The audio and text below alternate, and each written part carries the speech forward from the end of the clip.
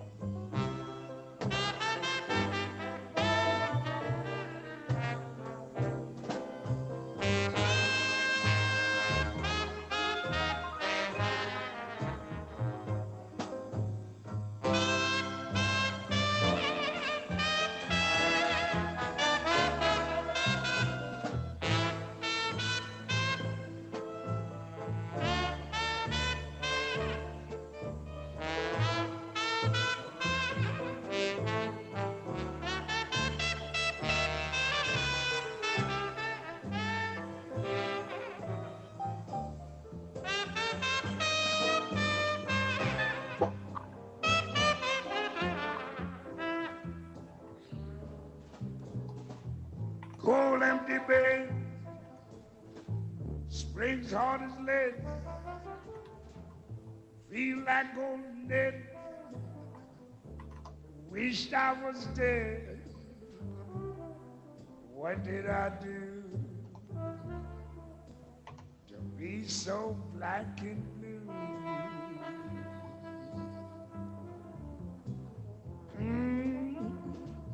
Even the mouse ran from my house. They laugh at you, scorn you too. What did I do to be so black and blue?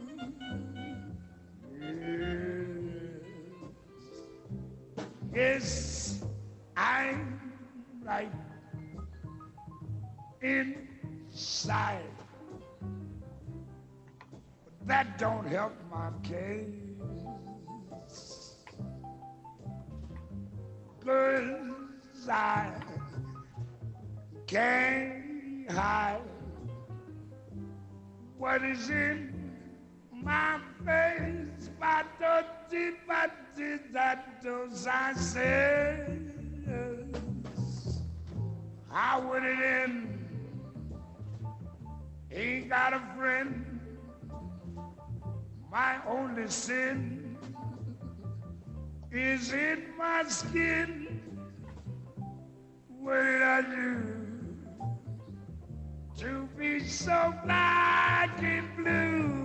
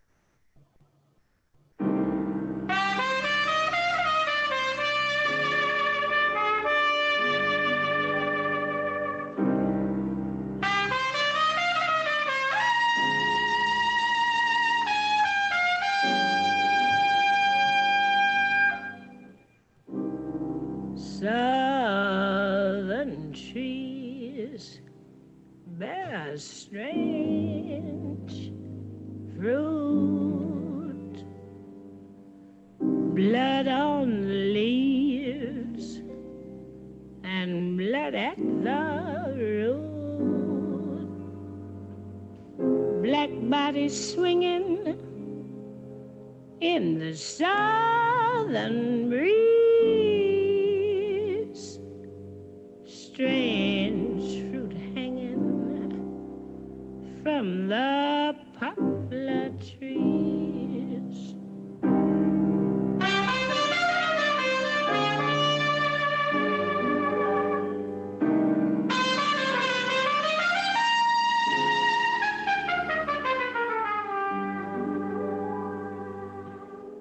Pastoral scene of the gallant South, the bulging eyes and the twisted mouth, scent of magnolia, sweet and fresh. Then the sudden smell of burning flesh. Here is a fruit for the crows to pluck, for the rain to gather, for the wind to suck, for the sun to rot, for the tree to drop.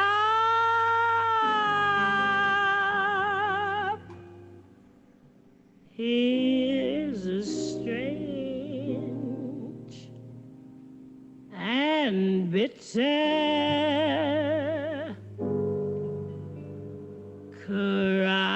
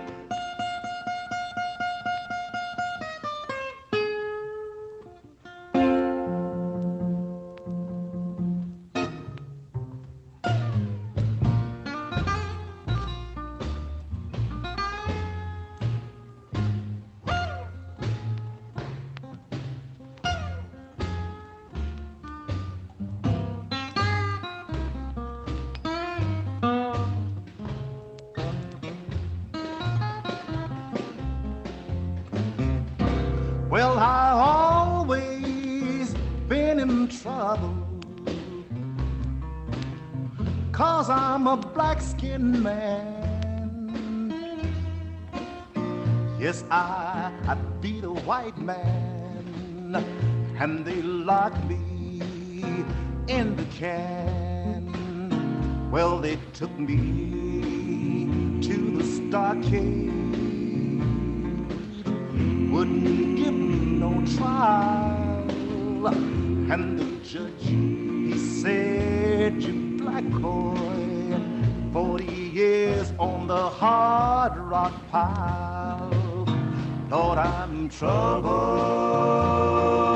trouble, sure won't make me stay. Lord, I'm trouble, trouble, jailbreaks due someday.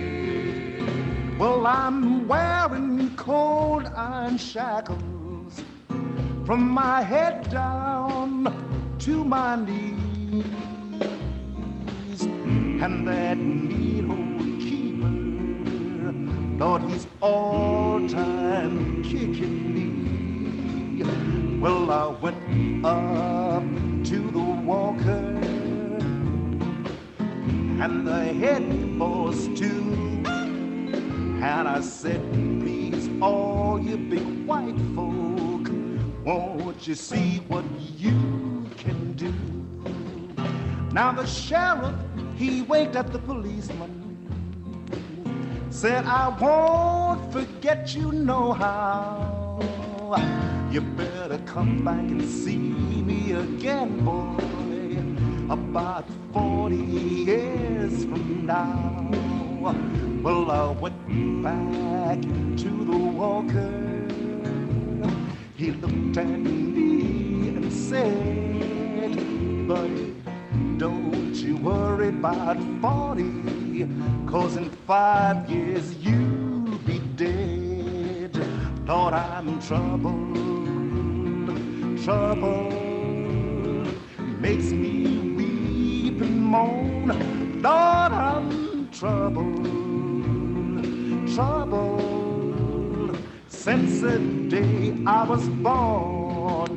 Lord, I'm troubled, troubled, sure won't make me stay. Lord, I'm troubled, troubled,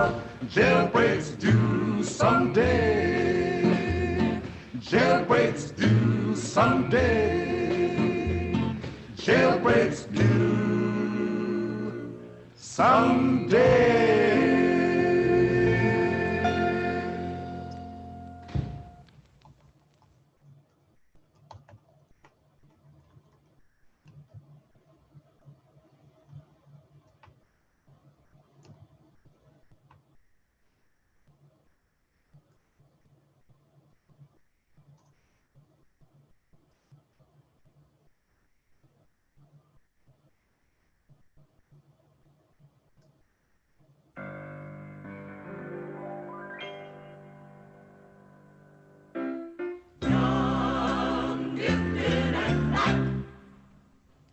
Oh, what a lovely, precious dream to be young, gifted, and black. Open your heart to what I mean. In the whole world, you know, there's a million boys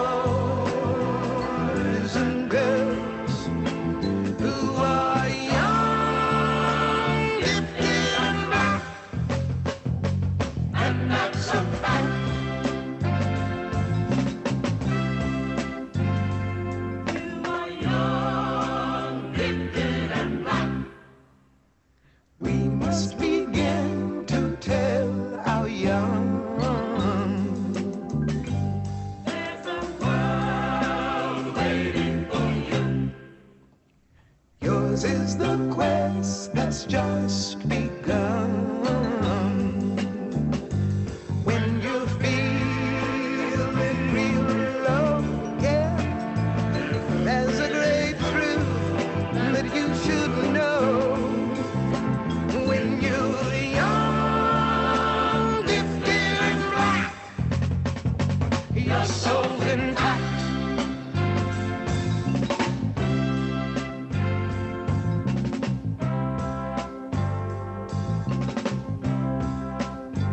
How to be young, gifted, and black. Oh, how I've longed to know the truth. There are times when I look back and I am haunted by my youth. What's my joy of today is that we can all be proud to say, to be young, gifted, and black is where it's at, is where it's at, is where it's at.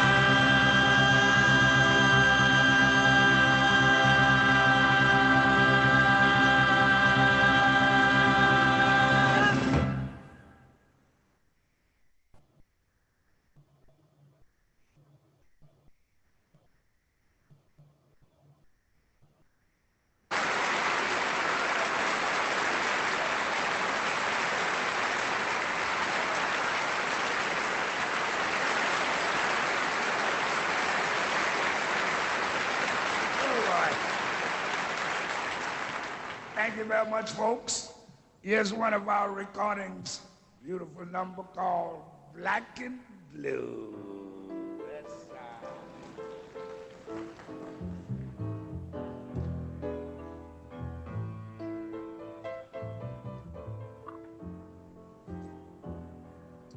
Hey, Jesse.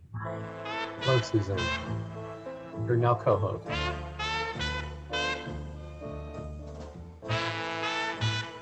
And we're playing some pre-service music in honor of John Lewis.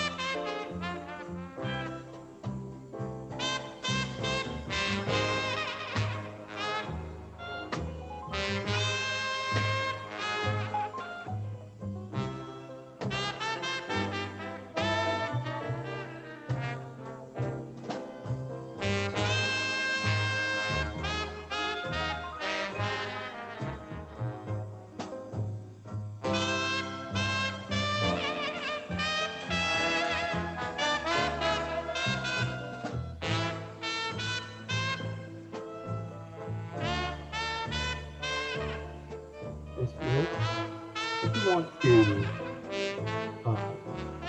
immediately at the very beginning of your talk have your first flag go up, or would you like to have your face first, and then at some point, when you say first flag, I bring it to you?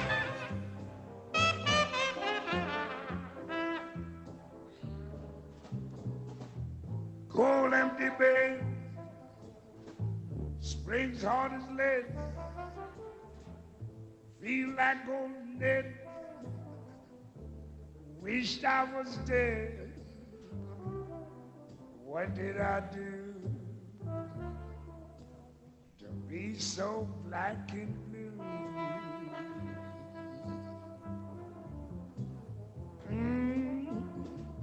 Even the mouse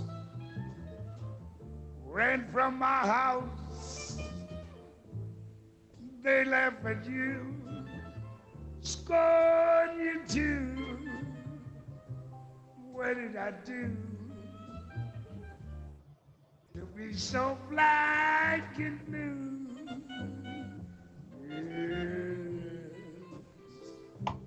Yes, I'm right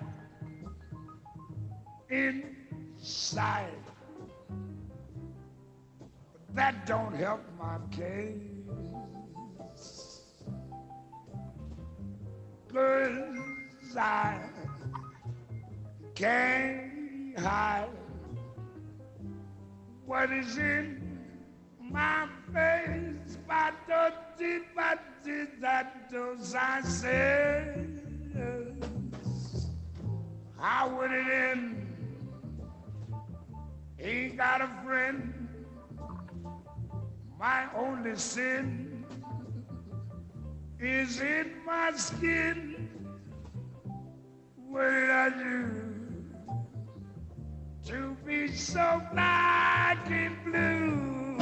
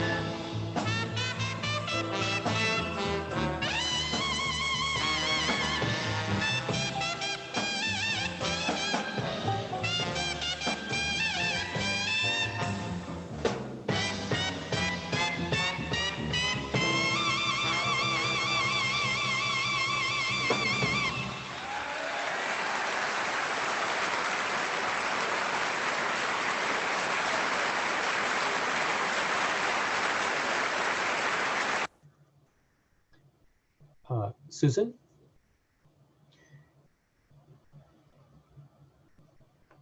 Can you hear me?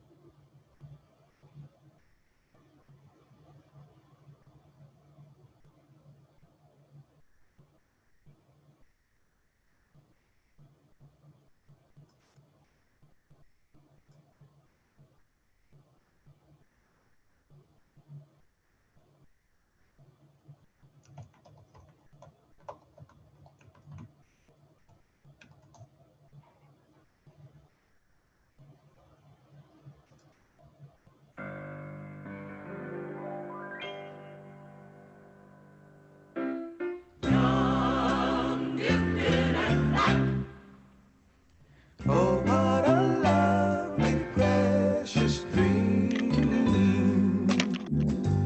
To be young, gifted, and black. Open your heart to what I mean. In the whole world, you know, there's a million boys and girls who are young, gifted, and black, and that's a fact. You are young, gifted, and black.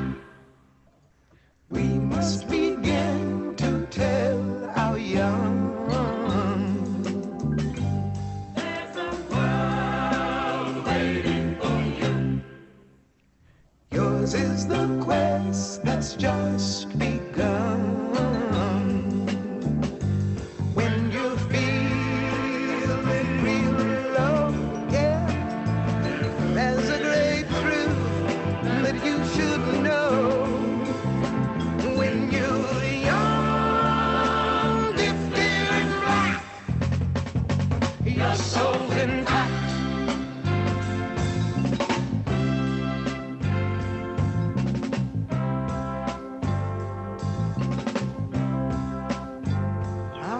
To be young, gifted and black. Oh, how I long to know the truth. There are times when I look back and I am haunted by my youth. But my joy of today is that we can all be proud to say, to be young, gifted and black is where it's at. It's where it's at. It's where it's at.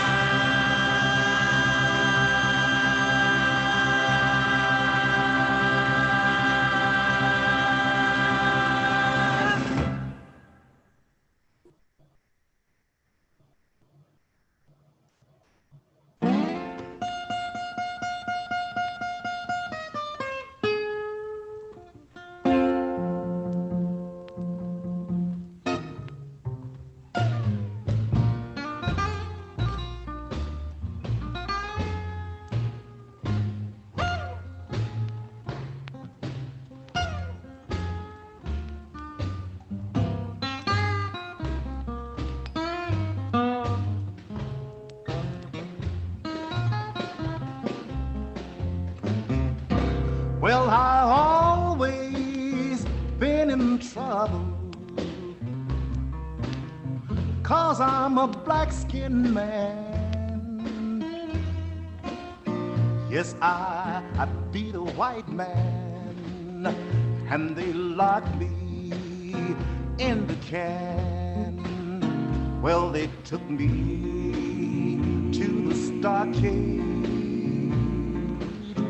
wouldn't give me no trial, and the judge, he said, "You black boy, 40 years on the hard rock pile." Thought I'm trouble, trouble, sure won't make me stay. Thought I'm trouble, trouble, jailbreaks due someday. Well, I'm wearing cold iron shackles from my head down to my knees, and that mean old keeper thought he's all time kicking me. Well, I went up to the walker and the head boss too, and I said, "Please, all you big white folk, won't you see what you can do?" Now the sheriff, he winked at the policeman, said, "I won't forget you no how. You better come back and see me again, boy, about 40 years from now." Well, I went back to the walker. He looked at me and said, "Buddy, don't you worry about 40, 'cause in 5 years you'll be dead." Thought I'm trouble, trouble, makes me weep and moan. Thought I'm trouble, trouble, since the day I was born.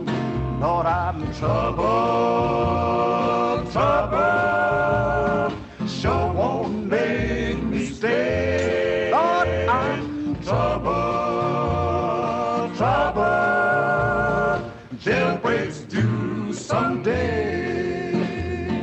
Jailbreaks due someday. Jailbreaks due someday.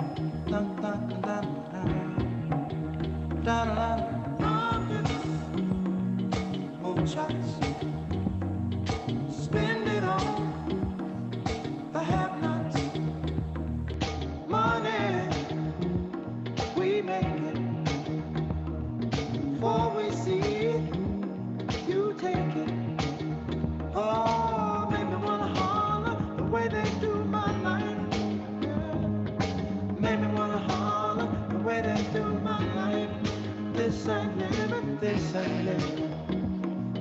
No, no, baby, this ain't living. No, no, no, no.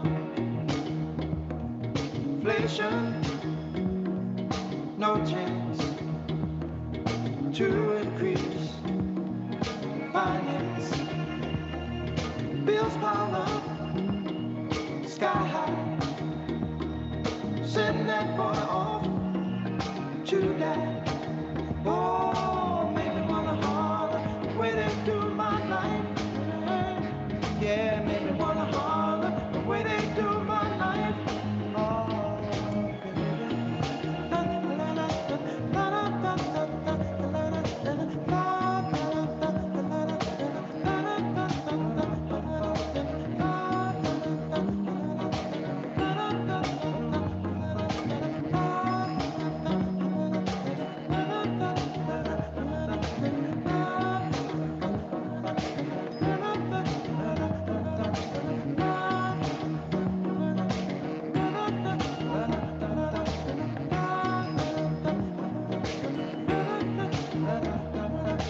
hang-ups, letdowns, bad breaks, setbacks, natural. Fact is, oh, honey, that I can't pay my taxes. Oh, make me wanna holler and throw up both my hands. Yeah, it made me wanna holler and throw up both my hands. Oh, crime is increasing. Trigger happy, policing. Panic is spreading. God knows where we're headed. Oh, and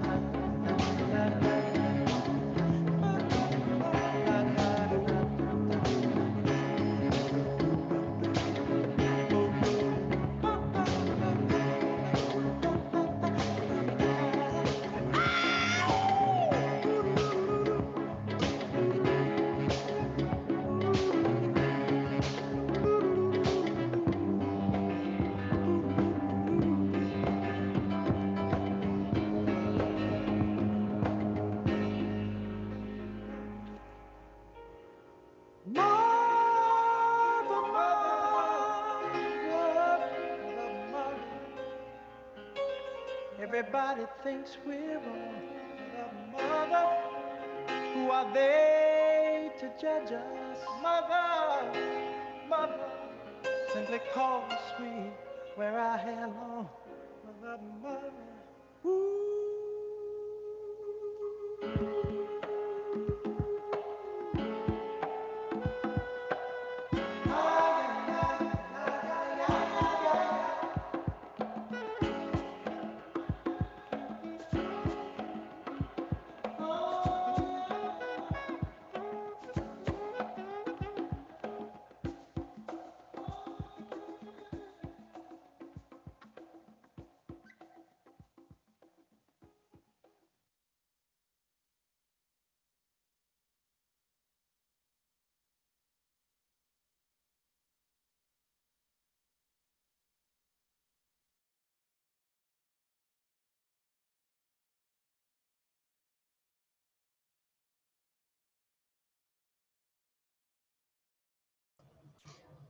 Good morning, and welcome to the Greater Nashville Unitarian Universalist Congregation virtual service. I'm Jesse Spencer Smith, and I'll be your service coordinator today.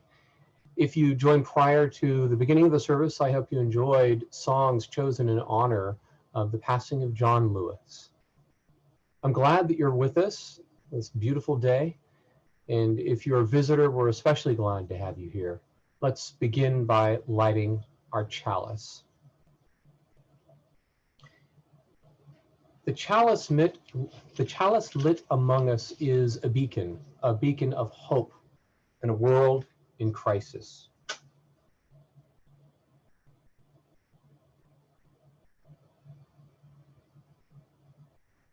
A beacon of possibility, made manifest in community. A beacon of warmth through our interconnections. A beacon of light illuminating our shared wisdom. A beacon of connection by our being together. Welcome. We're so glad to have Susan DeRiemer as today's speaker of our Summer Song series. It's been a line of fantastic services, and Susan has crafted another one for us. Susan DeRiemer was born in Japan into a family of teachers, grew up in the South California beaches, wandered through Turkey, UCLA, New Haven, Germany, and New York City before settling in Nashville with 2 children, of whom she is extremely proud, and now a granddaughter who is her greatest teacher.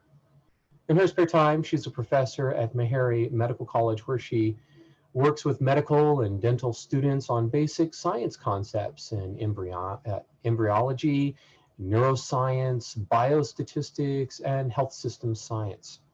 She just finished a 5-week virtual internship for high school students, but has also found time to play in the river with Lily and attempt to bake bread. So her services are tending to run smoothly, but just in case there is a glitch, know that someone is working on it quickly to correct it, and that you can always catch our service afterward on YouTube.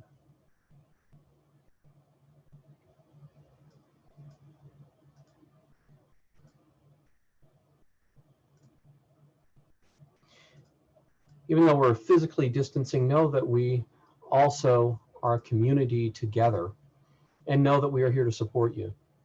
You can find out more about the activities and the services upcoming on NashvilleUU.org. You can also reach our minister, Reverend Cynthia Kane, by email, by cell phone. If you call by cell phone, you can also text, but if you do need help, please do reach out. The mission of Greater Nashville Unitarian Universalist Congregation guides the decisions that we make as a congregation. And this week especially, with the passing of John Lewis, the mission is also a call to action. And for me personally, that is to deepen my commitment to the Black Lives Matter movement. Let's take a moment and remind ourselves of our mission. If you're so moved, please feel free to recall our mission as we speak it together. The mission of GNUUC. The transforming power of love is our core belief. We embody a sanctuary of compassion, integrity, and respect. We champion justice, equity, and peace. And as our mission guides the decisions that we make as a congregation, our covenant with each other offers guidance on how we are with one another, the relationships we form, and the agreement we have with one another. This is really the core of Unitarian Universalism. So I invite you, if you're so moved, to recall our covenant by speaking it together. We covenant together to make a welcoming community, to walk together in the way of truth and love, to seek the life of the Spirit as it is known by each person, to support each other in thought, word, and deed as we work to build a better world. I invite you to join together in song with Come, Come, Whoever You Are, performed by Brother Sun. Do take comfort in the fact that we are all muted, and so we won't have the cacophony. I wish there were some way to easily sync all the voices so we could sing again, but we can't. But we're all muted, so feel free to sing where you are along with the music. Come, come, whoever you are. This is one that you know. Come, come, whoever you are, wander, worshiper, lover of the evening. Ours is no caravan of despair. Come yet again, come. Come, come, whoever you are, wander, worshiper, lover of the evening. Ours is no caravan of despair. Come yet again, come. Come, come, whoever you are, wander, worshiper, lover of the evening. Ours is no caravan of despair. Ours is no caravan of despair. Ours is no caravan, whoever you are, wander, worship, lover of the evening. Ours is no caravan of despair. Ours is no caravan, lover of despair. Ours is no caravan, whoever you are, wander, worship, lover of the evening. Ours is no caravan of despair. Come again, lover of despair. Ours is no caravan of despair. Come yet again, come.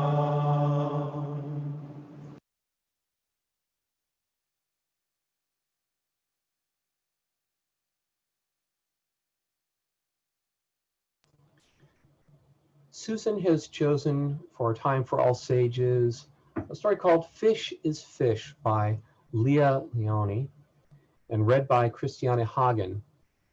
Now, in case you think that this story is just for kids, know that, and Susan, I hope that I'm not giving away something that you were going to be sharing later, but Susan actually shares this with her medical students, sometimes to their dismay, as they're wondering why they're being read a children's story.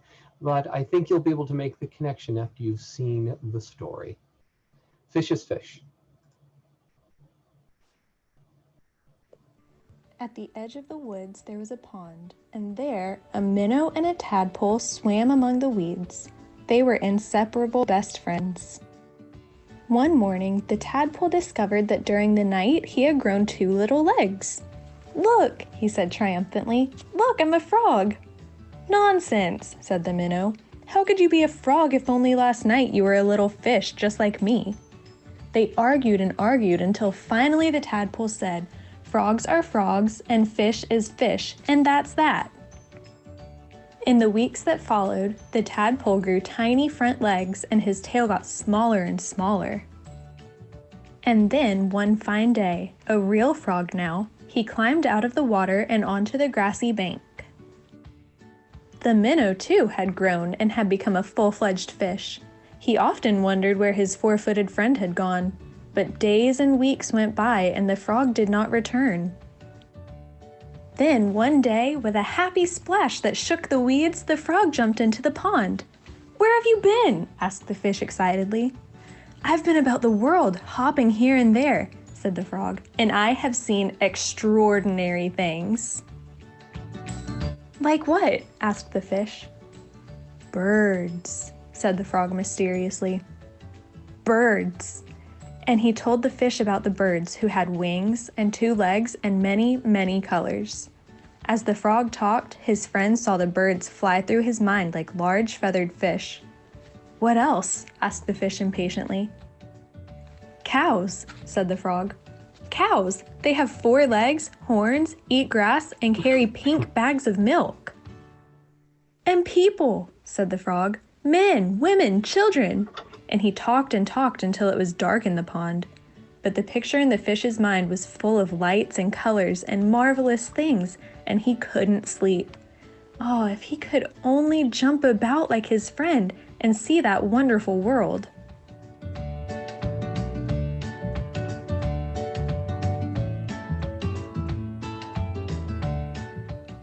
And so the days went by. The frog had gone, and the fish just lay there dreaming about birds in flight, grazing cows, and those strange animals all dressed up that his friend called people. One day he finally decided that come what may, he too must see them. And so with a mighty whack of the tail, he jumped clear out of the water onto the bank. He landed in the dry, warm grass, and there he lay, gasping for air, unable to breathe or to move. "Help!" he groaned feebly. Luckily, the frog, who had been hunting butterflies nearby, saw him, and with all his strength pushed him back into the pond. Still stunned, the fish floated about for an instant. Then he breathed deeply, letting the clean, cool water run through his gills. Now he felt weightless again, and with an ever so slight motion of the tail, he could move to and fro, up and down as before. The sun rays reached down within the weeds and gently shifted patches of luminous color. This world was surely the most beautiful of all worlds. He smiled at his friend the frog, who sat watching him from a lily leaf. "You are right," he said. "Fish is fish."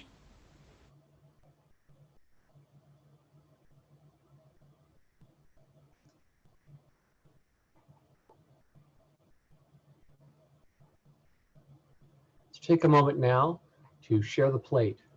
Each week we take a moment to support not just the work of our congregation, but also organizations that we think express our mission. And this month, we're supporting Black Lives Matter.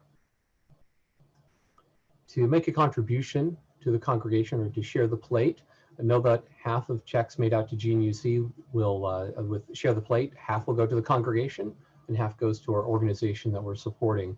And the same thing with online donations.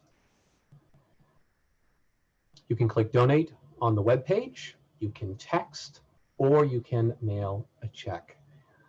Let's go ahead and listen to a little bit more of an interview that we heard last week, a different section of the interview this time, to learn a little bit more about the founders and the ideas behind Black Lives Matter. As the video is playing, take a moment to go ahead and make a donation.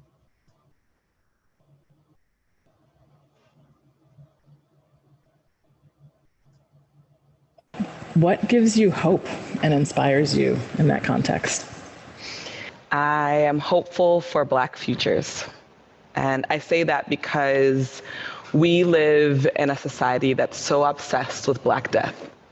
We have images of our death and the TV screen, on our Twitter timelines, on our Facebook timelines. But what if instead we imagine Black life?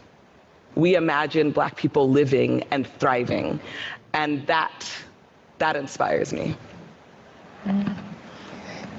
What inspires me these days are immigrants. Immigrants all over the world who are doing the best that they can to make a living, to survive, and also to thrive. Right now, there are over 244 million people who aren't living in their country of origin.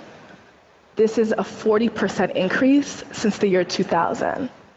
So what this tells me is that the disparities across the globe are only getting worse.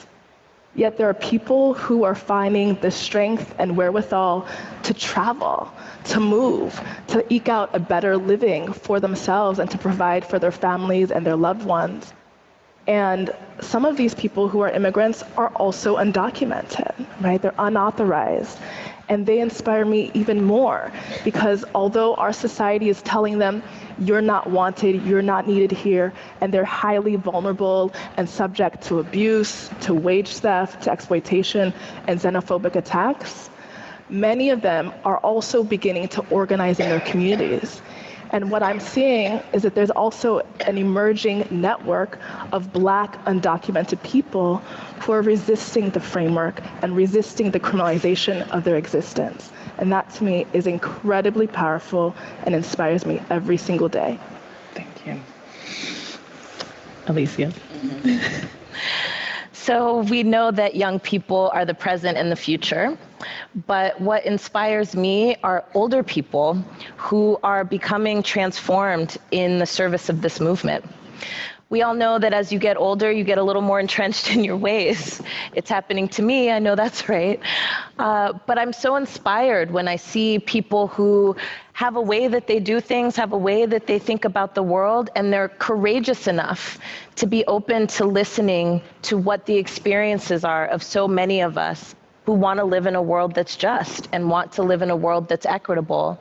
And I'm also inspired by the actions that I'm seeing older people taking in service of this movement. I'm inspired by seeing older people step into their own power and leadership and say, I'm not passing a torch, I'm helping you light the fire.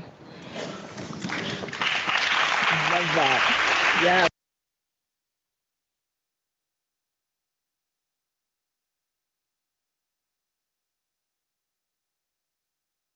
I'd like to invite you to join me in the spirit of meditation.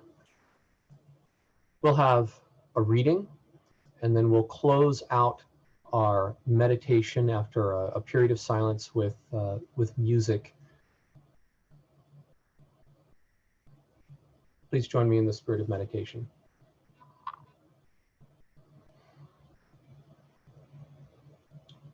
It is so tempting to want the answers before we begin the journey. We like to know our way. We like to have maps. We like to have guides. But we are more like breathing puzzles, a living bag of pieces, and each day shows us what a piece or two is for, where it might go, how it might fit. Over time, a picture starts to emerge by which we begin to understand our place in the world.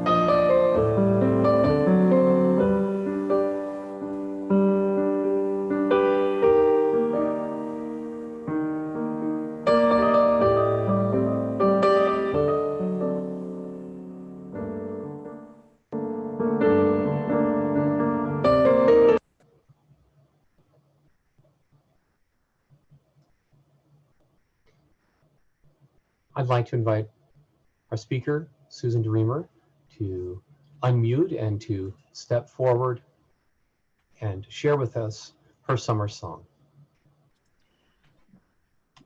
Hi, everyone. It's really a privilege to be asked to speak with you, and I'm very humbled. When I was invited to participate in this summer song series, I was told that the topic was This I Know.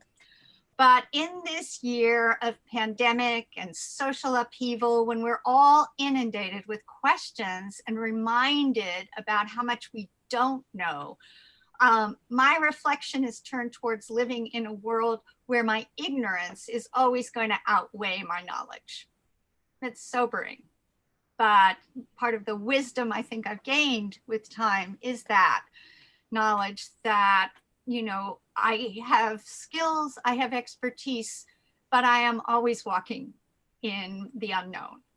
And so I wanted to share a bit of my experience of navigating this conundrum, both as an individual and as part of a community.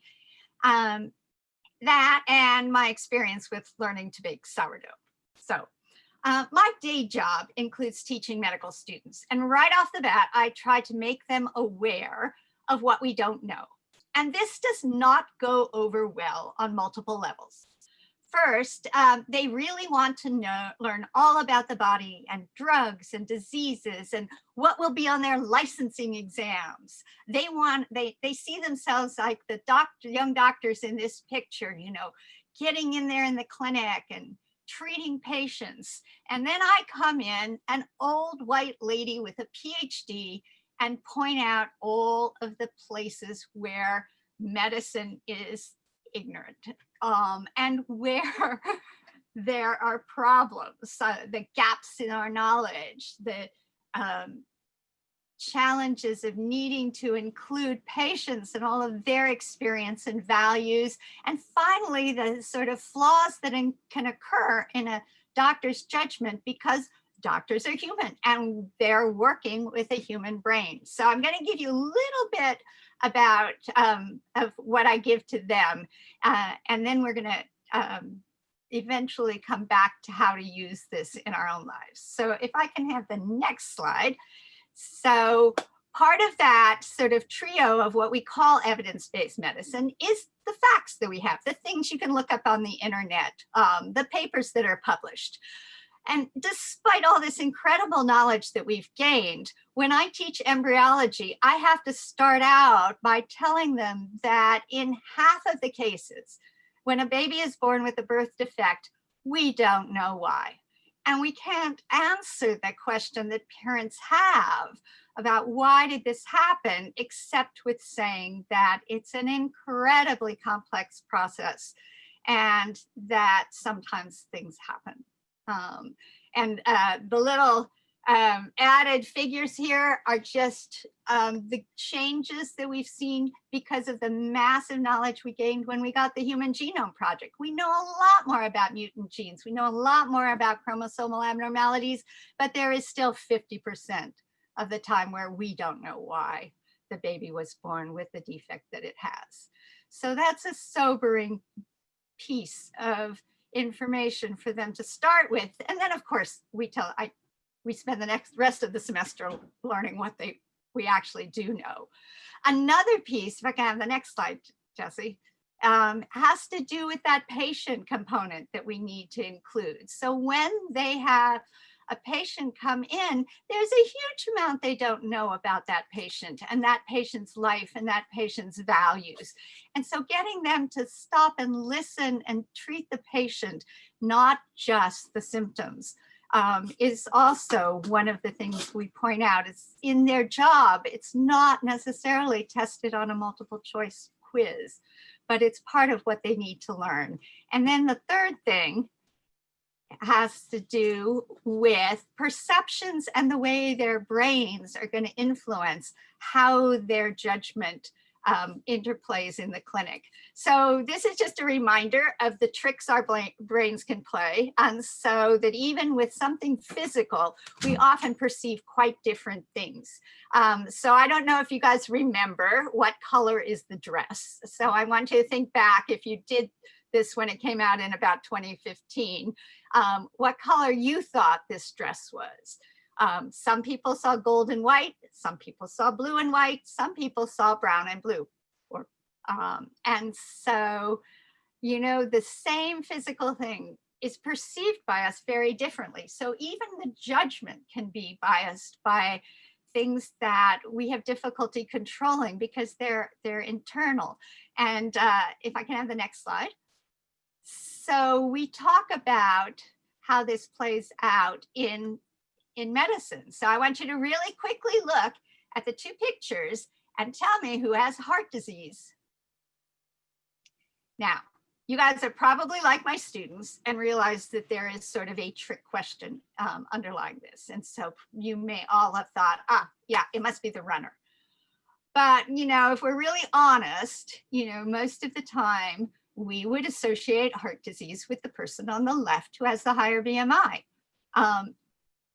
It's an assumption we make. And it's part of those cognitive shortcuts. And sometimes they're good shortcuts. They help us get through life, but they can also lead us to having errors. And studies have suggested that up to 10 to 15% of the diagnoses in internal medicine are wrong because of cognitive errors. And some of these are, you know, things like anchoring, which is the tendency to fix on first impressions.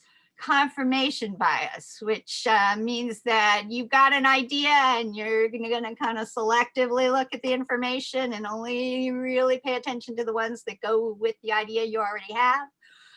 Attribution, you link all results to one aspect of a patient, and patients with high BMI are often subjected to this. Everything's blamed on their weight, and you know the problems that they have that are totally independent of weight often get neglected. And then affective bias, you know, we just like people more than other people. And so that affects our judgment. Now I want you to look at these and I want you to think about the ways that they play out in your own lives. And also I want you to think for later discussion, how they might be playing out in our GNUC community and how they might affect how we look at life. So now I've got everybody bummed out. And so I want to turn to something happier. Babies. Babies are great. Babies are wonderful. Babies are an example of the miracle of how our brains are wired to help us learn. We know that as long as a baby's given the basic needs and love, they will learn. And if you haven't seen the movie Babies, it's a wonderful cross-cultural description of the first year of life. No words, just pictures of 4 amazing babies. And they all learn to walk, they all learn to talk, they all start to play, they're all interacting with their brothers and sisters and animals and parents. And, you know, all of that doesn't matter if they've got formal daycare and play groups or whether they're, you know, basically just playing in the dirt. They learn these things. Our brains are wired and we're given at birth, most of us, the ability to learn and the drive to learn, the motivation to learn. I mean, babies work really hard at learning. And so, you know, that ability to explore the environment, to be active, to collect information and process it and manipulate it both internally and physically when they get the skills. All of those things are built inside that motivation and the drive and the structures that let us actually accumulate knowledge. And one of the things that we know, aside from the fact that babies need love to do this, they need to be able to trust that their needs are going to be met and that it's safe to explore the world. We also know that they associate with what they've already learned. And so we're filling in a scaffold, and the scaffold is this internal one in our brains, but it's also supported in the environment around us. So babies learn in a cultural and social environment. We don't do this on our own. We do this in community. And so parents provide, and the community around us provides a scaffolding too that supports a baby and a child's learning.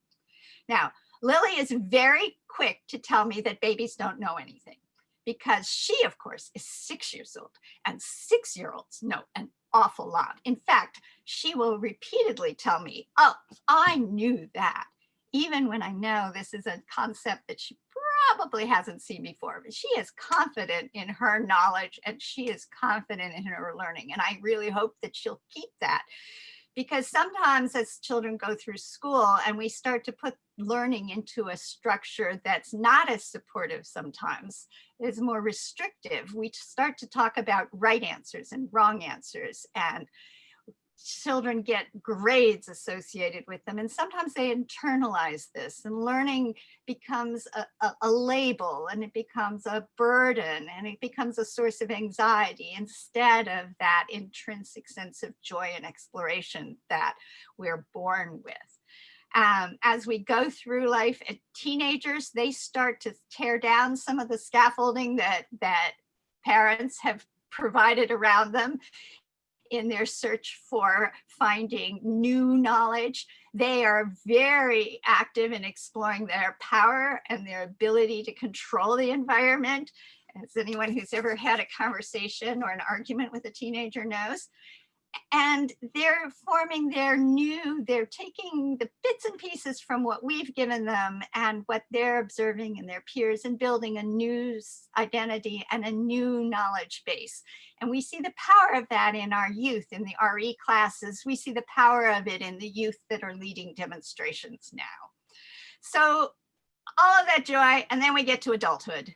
And so adults, we're busy, and this was my sort of gap slide if you want to look at me, but you can go to the next one, Jesse, sorry.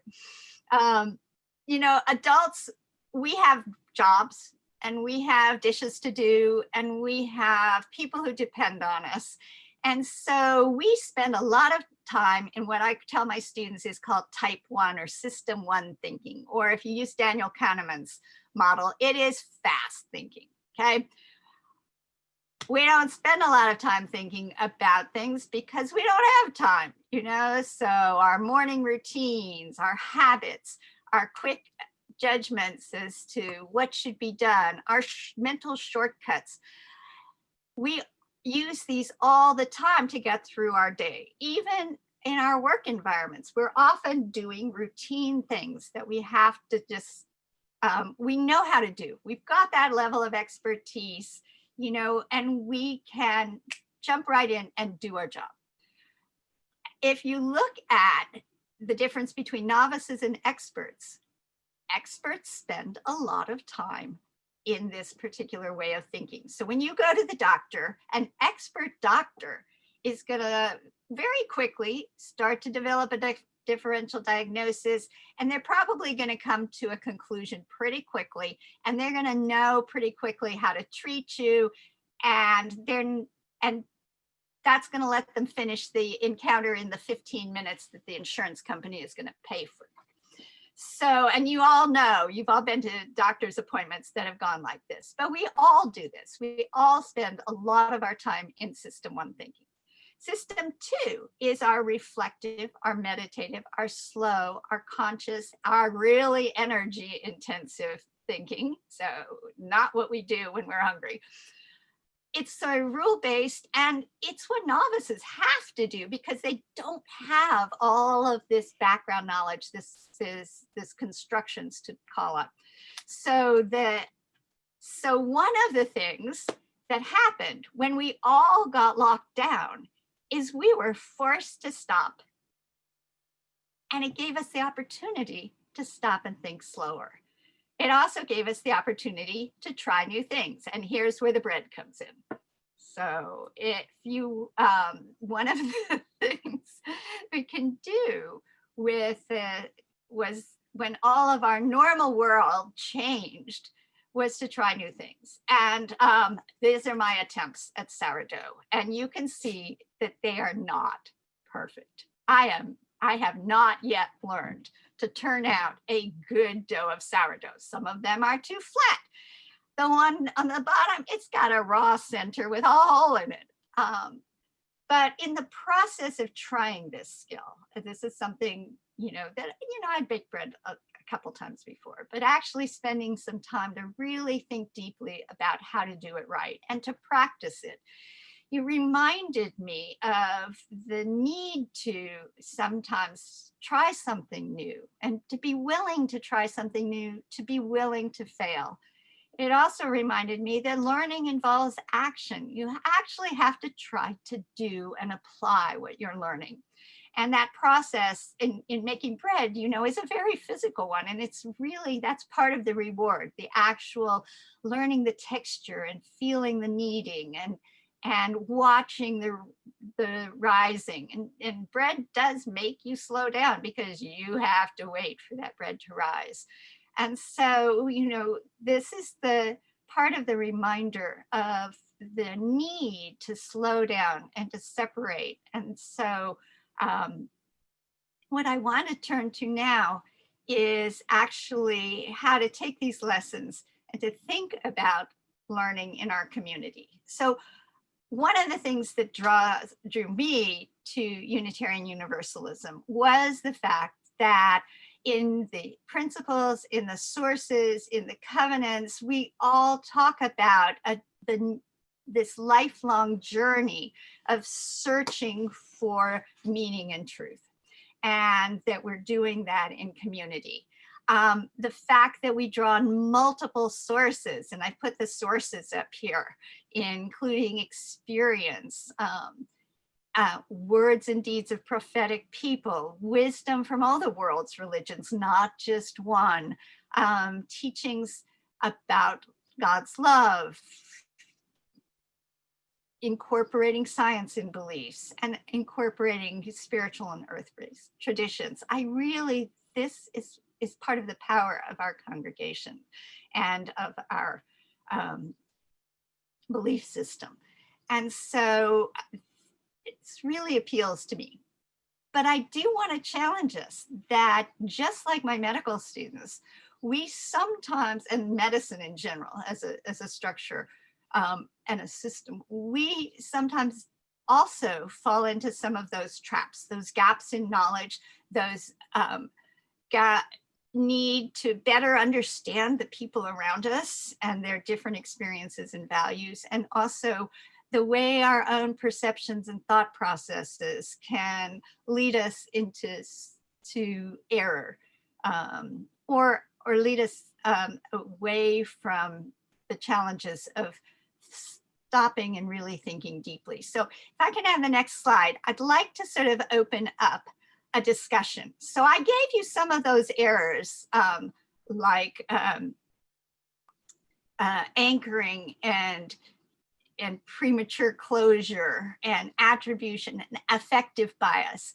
But I want to give us a couple minutes to just think about, as we think of the learning environment, that's learning scaffold we have around us at GNUUC, what are the voices and viewpoints that are missing? What kind of cognitive errors do we sometimes make? And how is our learning and actually culturally biased? So what I'm doing now is a very culturally biased method of communicating with you. It feels a lot like a lecture, which is really comfortable for those of us who are in academia. But it's not the only way to learn. There are lots of other ways, storytelling through the arts. Are there other ways that we could be learning together at GNUUC? And so I'm gonna open it up in the chat if you have ideas about things, or if you'd like to raise your hand, Jesse will call on you and unmute you. And just as a reminder, if you'd like to raise your hand in the participants, remember you can click on participants at the bottom, and then you can actually raise your hand virtually there, or you can raise it the old-fashioned way as well. And as Susan mentioned, you can also put a note into chat.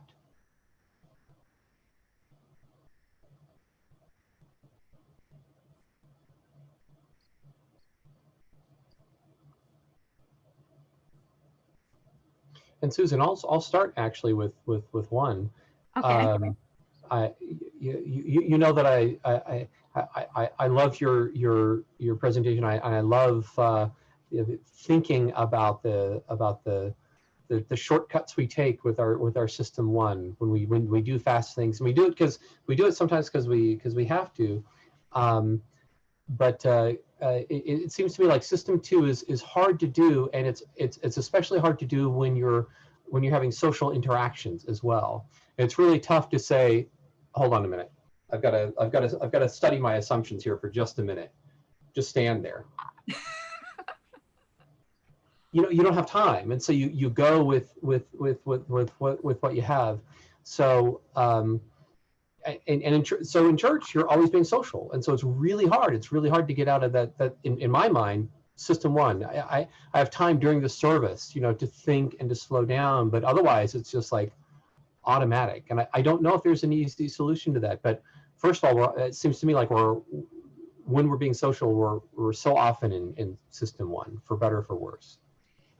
So I think sometimes when we've had our small group sessions and so sort of our small group ministries is the place where we get a little bit more space to do that.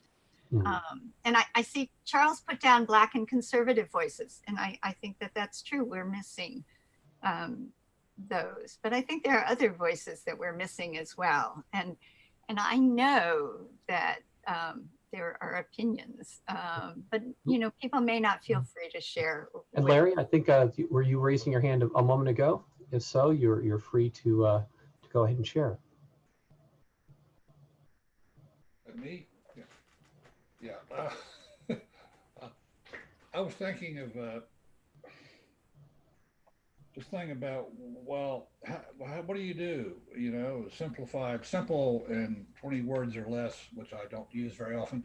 But what's it be to be human? Well, it's this thing with it's like flowing together. You connect with others, and you're part.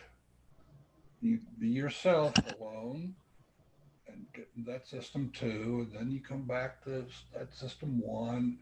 It's a flow. Back and forth. I always wish I could do that all the time.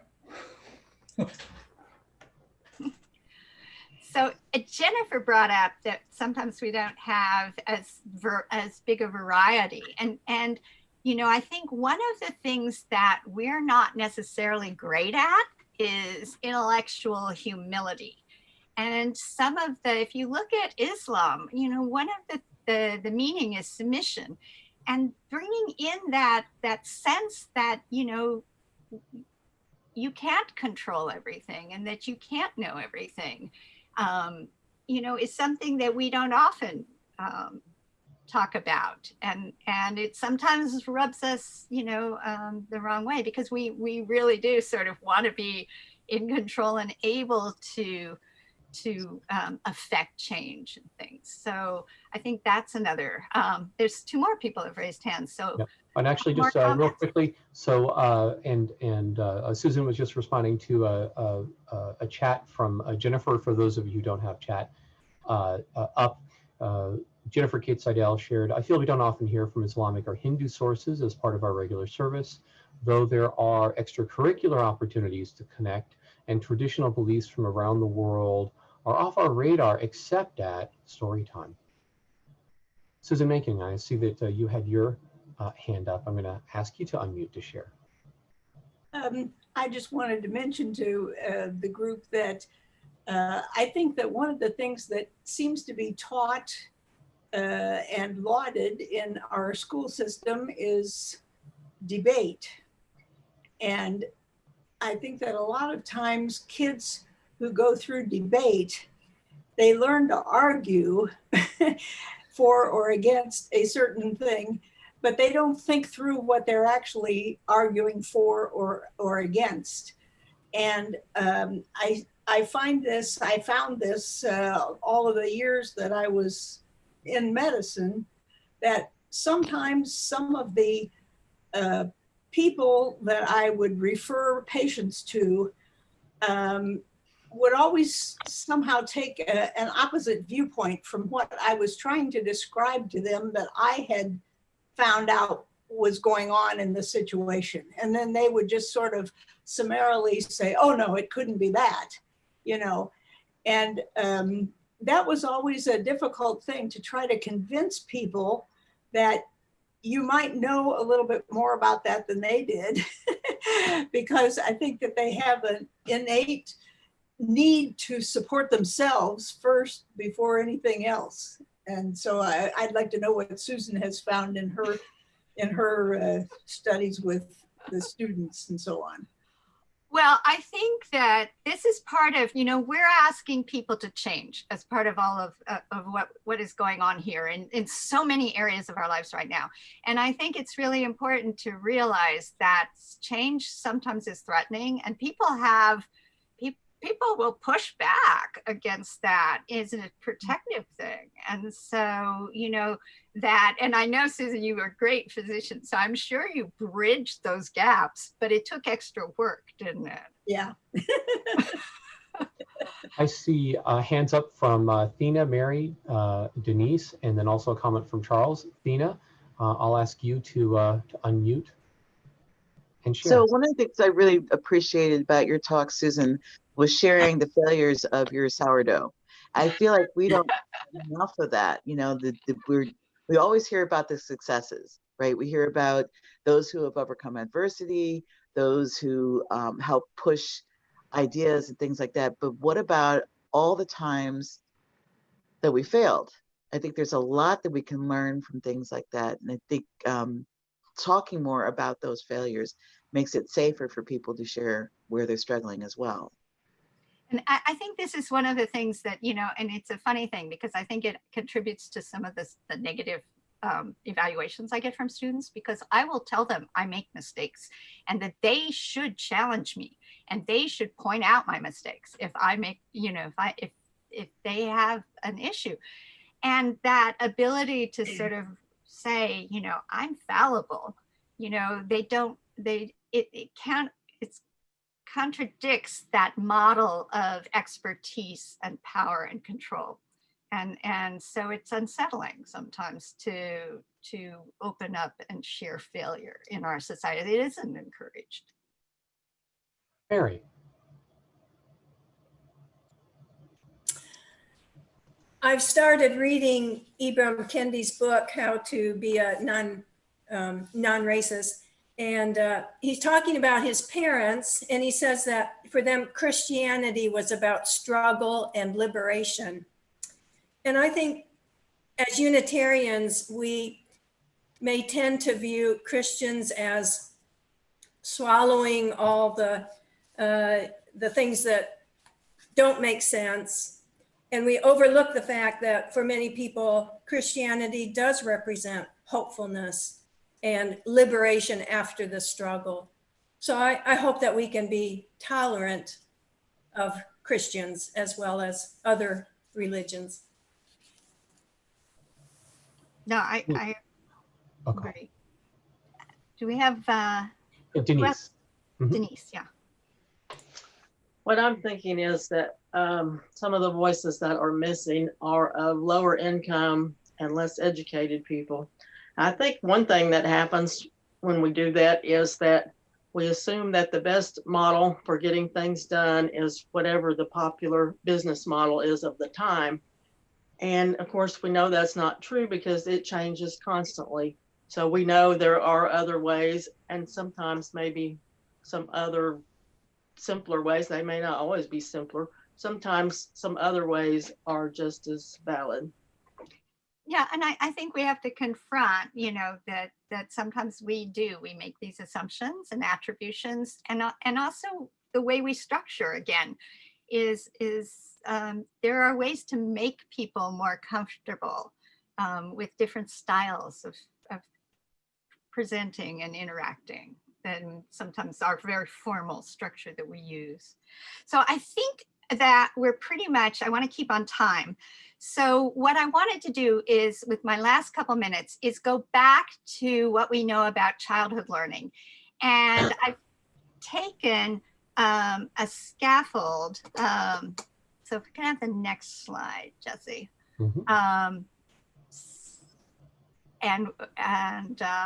So my picture on the bottom of this one is actually of a caravanserai. And so linking back to our song, one of the real important things that the caravanserais had was that they allowed all of these travelers a safe place to come and intersect with each other. So I like our idea of turning GNUC into that kind of a safe place for a diversity of views. So getting back to the learning in community. So we need as a community and a nation and a global world to learn how to survive in a world with incredibly complex challenges. We have coronavirus, we have global warming and climate change, we have racism and authoritarianism and inequality. These are all complex problems. They're problems that an individual's knowledge base is not going to be adequate to address.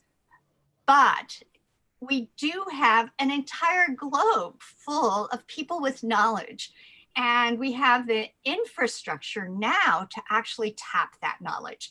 And so what I wanted to sort of do on a positive end is to try and go back to those concepts of scaffolding and supports for learning that were developed with children, and I've sort of modified them for adults. So as we confront things, the racism in our society, for instance, as we deal with a crisis caused by a virus, what can we do to bring people together to participate in a global attempt to learn how to build a better world? And so the steps that the scaffolders identified in child learning were that if you interest the child or people in the task, and I think raising awareness is happening, but then, reducing the number of steps required so that that they're manageable and that people can get a sense of achievement is important. Maintaining the pursuit of the goal through motivation and direction. Direction, of course, in part is leadership, but it can be leadership within the community. And so I think that, keeping ourselves motivated. Marking the critical features of discrepancy between what's been produced and the ideal. So measuring the gap and being aware of the gap. And I think, this is one of these discussions we've been having. We have these wonderful ideals in some of our founding documents, and but we need to see where the gaps are and be quite specific. And then controlling frustration and risk. We need to be able to sort of help people not to burn out and give up and to be willing to take risks. And I think some of the criticisms and the black and white thinking in terms of there's a right and a wrong, makes it difficult for people to admit errors and makes it difficult for people to take risks. And then demonstrating the idealized version of the act to be performed. We need to keep that vision in our heads. And all of those things are things that are capable, that we can do. And so I wanted to end by honoring and pointing out two people who we lost this week, C.T. Vivian and John Lewis, because they exemplify all of this. They had a vision of a better world. They had a deep thinking about what the problems were, and also deep thinking about and struggle with how to make the world better and the possible solutions. And they combine that with risk, taking action that put themselves at great risk in order to move us forward. So I just want to, if we get frustrated, it is possible, and it is something that we can carry on as just a part of that journey. So thank you all. And I'm happy I think we can continue. And those of you who had ideas, we never have enough time to sit and think. So we can continue that in the chat afterwards.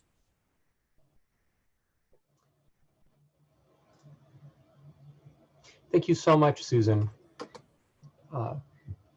I especially appreciate the bridging of the gap between your intellectual pursuits and those things that are so important to us and that we hold so closely in our hearts. I'd like to invite you to join together in a shared song, Just as Long as I Have Breath. The words will be here as in the video itself. And remember, we will all be muted, so you are welcome to sing along with gusto. Oh, except one moment, I need to share the correct screen. Just as long as I have breath.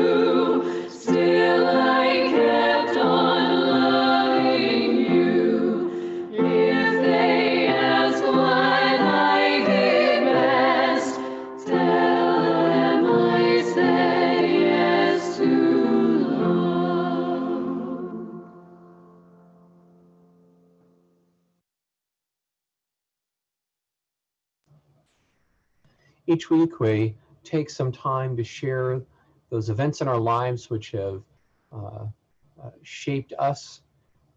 Do remember that we are streaming during this part of the service as you choose to share which your joys are concerned. Remember, we'll be doing both raising of hands and also virtual raising of hands. So if you have something you would like to share, I'll be happy to light a candle for you and ask that you share briefly. And right now I see Thina with her hand up. Thina, please go, feel free to unmute and to share. Thank you, Jesse. I'm finding myself deeply impacted by the deaths of C.T. Vivian and John Lewis. For whatever reason, it's triggering me back to my father's own passing. I'm feeling that sense of the passing of a generation, and that we now become the adults in the room, and we now must take on the responsibilities of the very important work that these two individuals did. My mother told me yesterday that John Lewis and my father were students together with Martin Luther King Jr. and actually friends. And so I guess that's probably why the relationship between my father and these two gentlemen is so strong for me. But I want to encourage us all to think about our own responsibilities in relation to what these two men did for our country. Thank you. Light a candle for your concern and also for the joy that the men brought.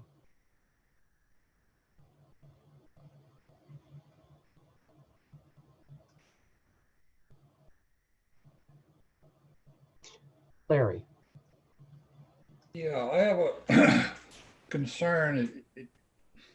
Well, a concrete example is my son works over at Staples part-time, and they have a rule, and it's well posted, better be wearing a mask. If you don't have one, you come in, they'll give you one. Occasionally they get people who say, I'm not wearing a mask. My freedom is not going to be controlled or whatever. Sometimes if they go on, Eric will just say, I disagree with you. And they don't like that. He knows that you can't just argue. In some cases, we would, in the world, we would say, oh, well, that's that, and we'd move on. However, this is a situation where, he's vulnerable. He's wearing a mask, but he has Crohn's. And you don't want to get COVID-19 when you have Crohn's. And it's like a dilemma. I mean, I have some thoughts like, I understand where you're coming from, and I'm sure you feel your freedom is being destroyed, but, it's like driving, you can't drive 60 miles an hour through a school zone. I don't know if you can connect with people that way. I just don't know. Larry, I'd light a candle for your concern, which is certainly one that we all share.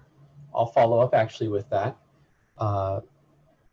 Some of you may know Karen's aunt, who was the last of the generation. She was very close to Karen's mother. The two sisters were very close. Contracted COVID-19 this past Saturday, just over a week ago. Karen went down to be with her. She's her healthcare surrogate, and was with her Tuesday when she passed away. So Karen's been thinking through and dealing with the loss, but also dealing with the fact that due to a lack of PPE, she was in the room with her aunt as she passed away, wearing only a paper mask, not an N95, because the hospital was out of N95. So this week she's been concerned and been self-quarantined, but did just get test results that as of 2 days past exposure, she had no detectable virus, so she may very well be clear of that, but is in quarantine for the remainder of this week. And absolutely, Jennifer, we have fingers crossed.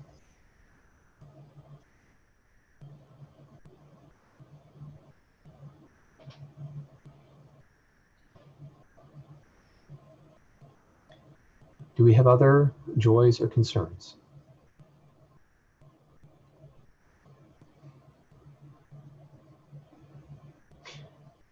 Oh, Charles, is that you? Yes.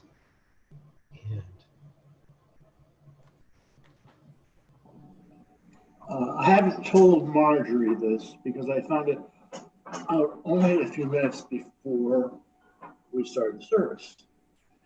But Diana Page has been diagnosed with metastatic lung cancer. Some of you may know her, others may not.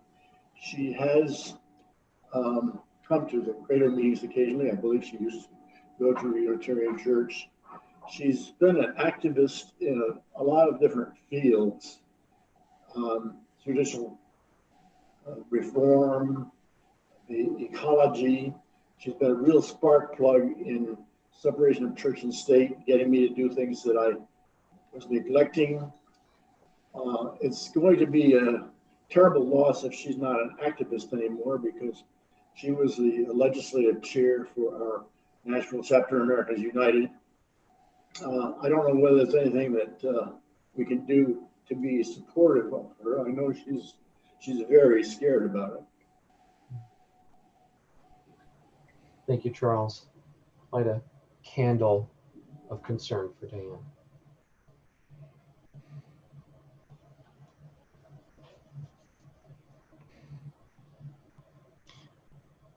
I'll light one final candle for the joys and for the concerns, perhaps too deeply held to be shared.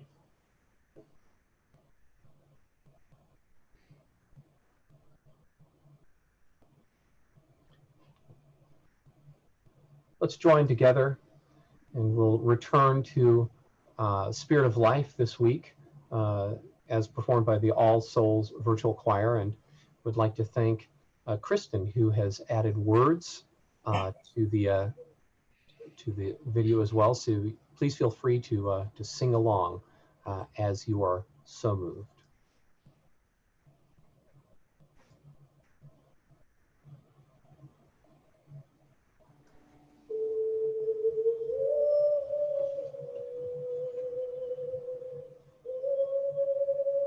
Remember, the first verse will be in Spanish, and the second verse is in English.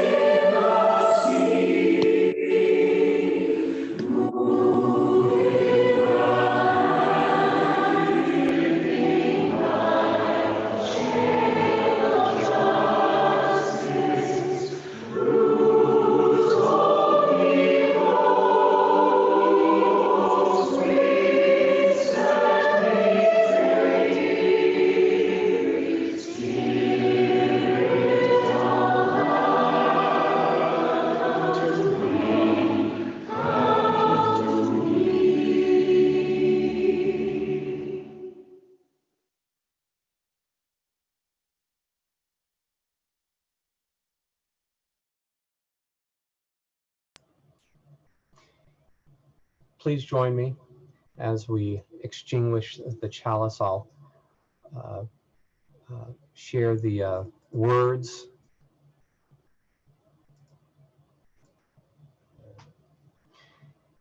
We have basked in the warmth and beauty of this flame and this community. As the chalice flame is extinguished, let us carry its glow within. Let us kindle new sparks within our lives and beyond.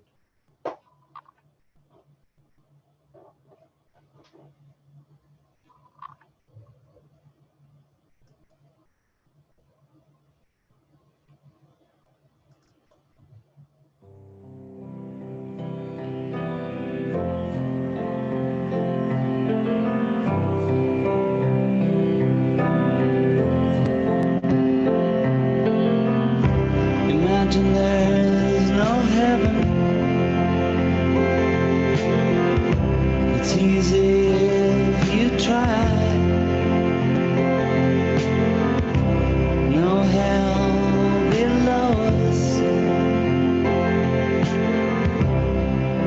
Above us only sky. Imagine all the people sharing for today. Imagine there's no countries. It isn't hard to nothing to kill or die for, no religion too. Imagine all the people living life in peace. You may say I'm a dreamer, but I'm not the only one. I hope someday you'll join us, and the world will be as one. Imagine nobody.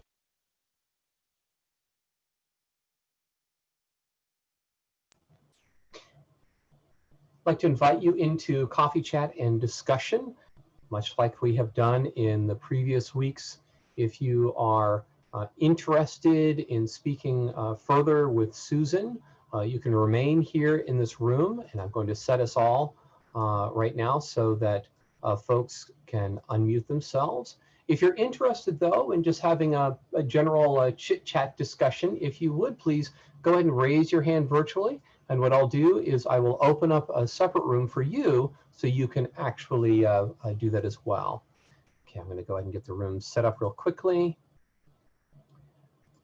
Okay, and let's see. Bob, I see you raising your hand to go into the other room for general chat. And also Wayne, I see you. Anyone else into the general chat area? And remember, the rest of us are going to be staying in here with Susan to talk a little bit more about that. Anybody else for the general chat room? All right, I'm going to go ahead and open that up and send folks in there. One moment. All right, the room is now open for you to join. Oh, and actually, I forgot, I do have one announcement for next week's service. And I'll have to tell Wayne about this because he's already popped over there. But for next week's service, Reverend Cynthia has asked me to share some information about the service. So next week's service is going to be about the spiritual practice of play. And she's going to be using Robert Frost's Two Tramps in Mud Time as her starting point. And I'll put that into the chat right there. So Two Tramps in Mud Times as her starting point. But especially the line, when work is play for mortal stakes. So she would like to have your thoughts on how you incorporate play into your life and or into your work. And you're welcome to write about this as well, but she's interested in images that reflect this or words that reflect your understanding. So when work is play for mortal stakes, and how you combine play into your work and into your life. Great, now I opened it up for general discussion.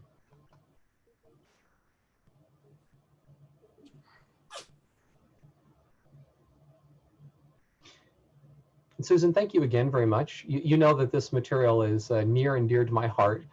So my before I started my, I don't know what career I'm on, third, fourth career, something like that. But at some point in the past, I was a cognitive psychologist at a university, and this was really important work to me. So thank you. I love seeing it applied and applied so well into different areas. Of course, it's a total oversimplification, and and so I will say, knowing how many psychologists we have and people in the congregation, it's a little scary sometimes to bring up topics. But Susan, yeah.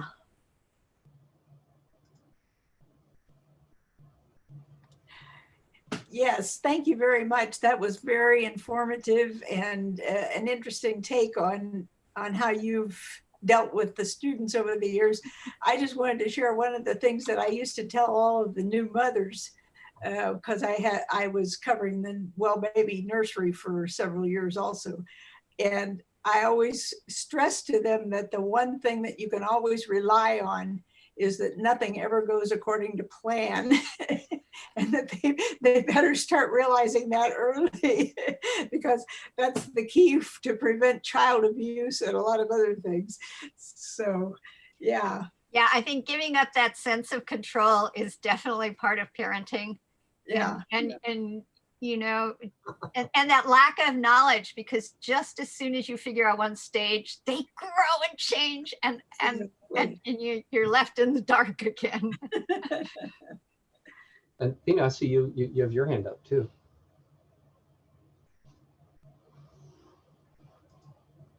I'll ask you to unmute. You should be able to unmute. There we go. Thank you.